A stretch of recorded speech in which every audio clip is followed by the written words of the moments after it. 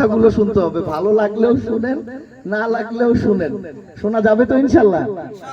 তবে এতটুকু আপনারা নিশ্চিত থাকতে পারেন, বিশেষ করে আমরা যারা চাষাবাদের সাথে সম্পৃক্ত এবং যারা আমরা গরু ছাগল লালন পালন করছি, মাছ চাষ করছি, এই জাতীয় বা এই কেন্দ্রিক যারা কাজকর্ম করছি, আমি বিশ্বাস করি আমার এই আলোচনা শেষে আপনি কিছু না হোক অন্তত কিছু মেসেজ পাবেন যেগুলো আপনার জন্য কাজে লাগবে। এবং আরেকটা গুরুত্বপূর্ণ কথা বলি, আজকে আমার কথা যদি আপনি মনোযোগ দিয়ে না শুনেন, এই কথাগুলো আপনার আজ হোক কাল হোক কারো না কারো কাছ থেকে শুনতেই হবে। তাহলে ভালো কি এইটাই নয় যে সময় যতটুকু এখন যাচ্ছে এই সময়টুকু দিয়েই শুনে ফেলি?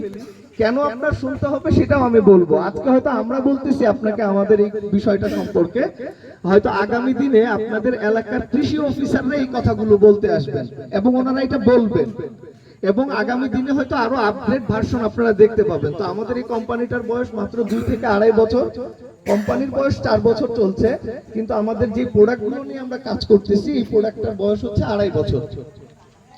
তো যার কারণে এখনো প্রান্তিক পর্যায়ে সকলে আমাদের এই প্রোডাক্টটা সম্পর্কে জানেন না।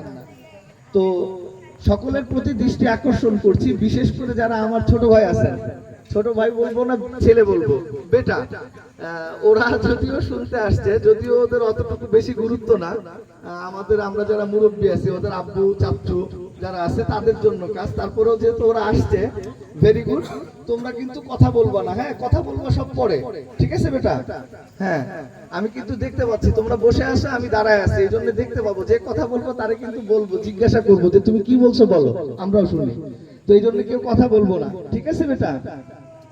হ্যাঁ ঠিক আছে। তো যাই হোক, আমি যেটা বলতেছিলাম, আমার যতটুকু জানা আপনারা এই এলাকার